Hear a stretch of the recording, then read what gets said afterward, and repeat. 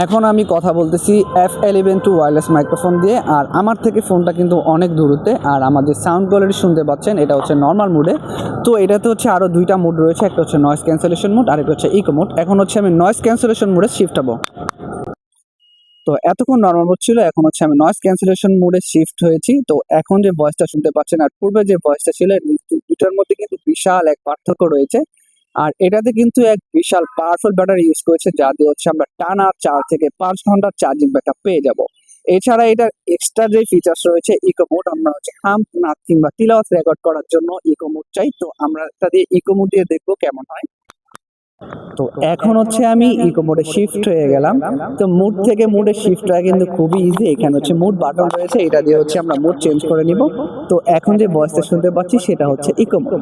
তো যারা হচ্ছে স্বল্প বাজেটের মধ্যে একটা পারফেক্ট 3 মুডের ওয়্যারলেস মাইক্রোফোন চান, তারা নিঃসংকোচে চোখ বন্ধ করে এটা এখনই অর্ডার করতে পারে।